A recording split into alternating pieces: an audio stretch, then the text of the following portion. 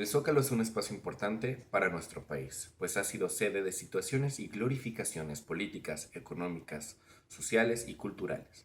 Asimismo, ha participado como testigo omnisciente en la historia de México, y es por ello que hoy queremos contar su historia, así como su importancia en la metodología de Gerard Genette. Genette es uno de los principales teóricos de la narratología, incluso uno de los eruditos que la concibió. Esta misma es muy importante para poder contar hechos. Él las divide en tres: en el relato, la narración y la historia. Para poder hablarles un poco sobre este espacio público, usaremos el relato. De acuerdo al modelo triaico de Genette, el relato o le récit son los hechos descritos. Se centra en el tiempo, lo cual es muy importante para contar el recorrido de la construcción de nuestro espacio y su importancia como intervención. Janet menciona en su libro dos tipos de distorsiones de orden: analepsis, que consiste en dar un salto en el pasado en el tiempo del discurso, marcado en el tiempo de la historia, y prolepsis, que es una alteración en el orden temporal del discurso, que implica una anticipación de sucesos que tienen lugar en la historia en orden cronológico. Para contar los hechos de nuestro espacio, tomamos la prolepsis, ya que hablaremos de forma cronológica, pero mostrando su importancia futura en los hechos más recientes. La voz dentro de la narratología de Genette es fundamental, ya que finalmente es quien expresa y narra la historia. Nosotros estamos hablando del pasado del Zócalo de una manera ulterior, porque conocemos todos sus antecedentes. También de una manera simultánea, porque sabemos todo lo que representa hoy en día. Dentro de estas categorías de narratología existen tres maneras de narración o tres tipos de voz: la homodiegética, la heterodiegética y la autodiegética. El narrador que utilizamos para contar la historia del Zócalo fue heterodiegético, debido a que no estuvimos presentes a lo largo de su construcción. Por otra parte, para hablar sobre la importancia de la lucha feminista, utilizamos el autodiegético, debido a que es una situación de la que actualmente formamos parte. El narrador es muy importante, pues comunica y transmite el mensaje. Es el mediador que relata los hechos. Así que es el sujeto de enunciación. La enunciación o el acto de decir depende de un contexto.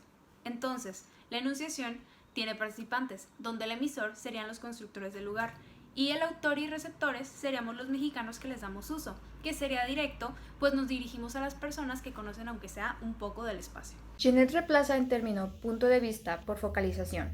Y hay tres tipos, pero nos enfocamos en la focalización cero, que dice que el narrador no se sitúa desde el punto de vista de los personajes, ya que estamos contando objetivamente los hechos que pasaron en el espacio desde su inicio, y sabemos todo sobre la historia. El punto de vista es diferente para Janet, pues se refiere a ella como focalización, ya que para él el punto de vista es como cuenta la historia. Nosotros decidimos transmitir la información de manera audiovisual, ya que es más fácil entender los hechos y las tragedias o los cambios que ocurrieron en el Zócalo. Y con esto ya explicado, siéntese y disfruten de la historia. Bajo la piedra y la tierra en la que hoy se iza nuestra patria, se encuentran los escombros de templos y reinos pasados, que ayudaron a construir lo que hoy conocemos como Plaza de la Constitución. Esta plaza contiene un valor simbólico muy importante a través de toda su historia, en la que la geografía marcó su valor y sus ocupantes su intención, la cual fue variando a través de los años y que hoy, gracias a la poesía de la arquitectura y arqueología, logramos desenterrar la respuesta al por qué parece el escenario perfecto para crear historia.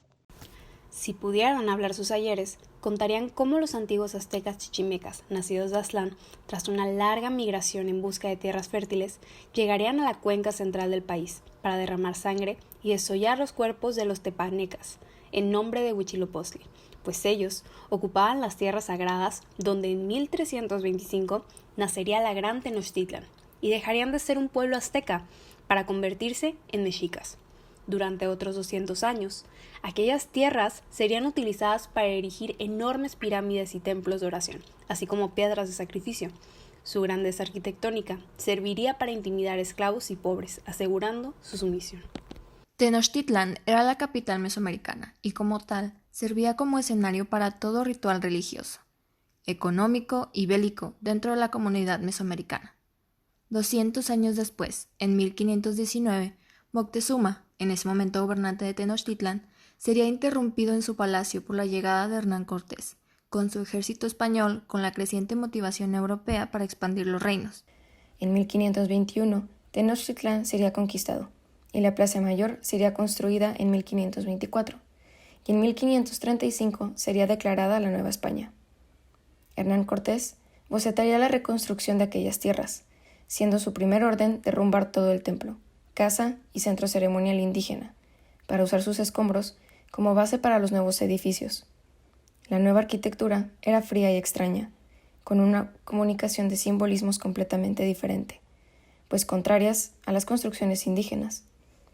Las españolas eran rígidas y sobrias, de tallados legibles, se entendían frívolos y presuntuosos con detalles de oro y níquel, mezclando elementos de construcción indígena como el jade, los huesos y el coral.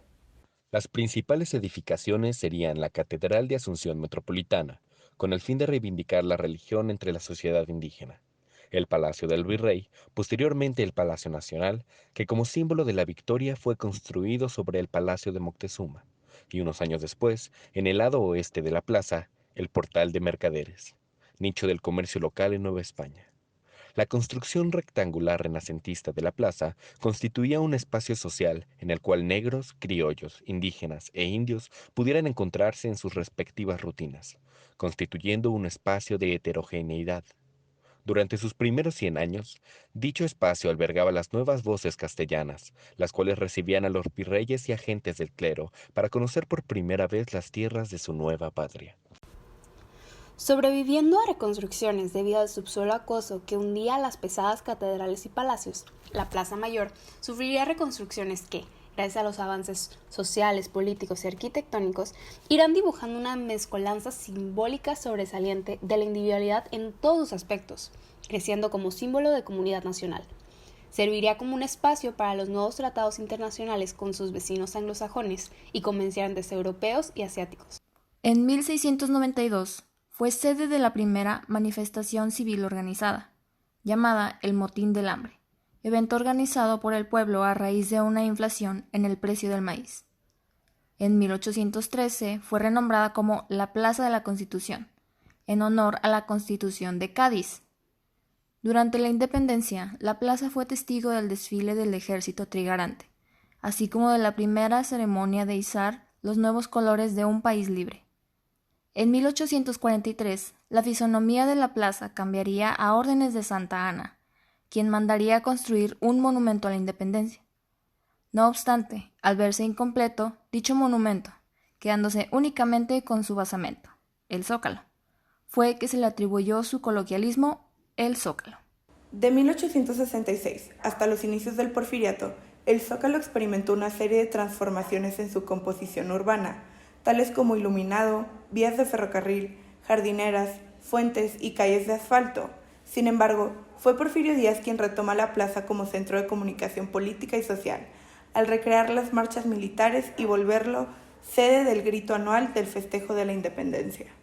Tras su reconstrucción en 1913, por los daños que sufrió en la Decena Trágica, evento que marcaría el fin del Porfiriato, la plaza se convirtió en espacio social de libre expresión y manifestación patriótica y cultural, y fue declarada por el escritor Néstor García Canclini como el ombligo de la nación, que por ende debe ser comprendida visualmente como un espacio de unidad nacional. Fue quizá por esa afirmación que en 1968 fue tomada como centro de protesta por los universitarios, quienes desistieron de sus estándares tras la matanza del 2 de octubre de Tlatelolco.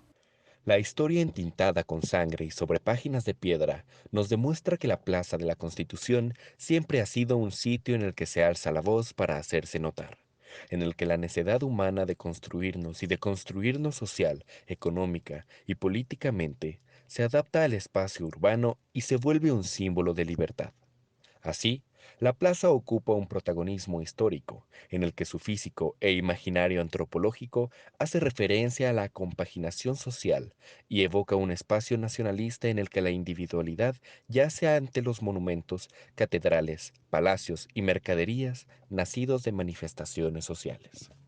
Las demandas de justicia para las víctimas de feminicidio y el respeto a los derechos de las mujeres se han vuelto a escuchar fuerte en el Zócalo de la Ciudad de México. A pesar de la pandemia, miles de mujeres han marchado hacia la plaza principal del país para exigir un alto a la violencia de género. las manifestaciones por el Día Internacional de la Mujer en México han tenido en esta ocasión un destinatario principal para su mensaje, el presidente Andrés Manuel López Obrador.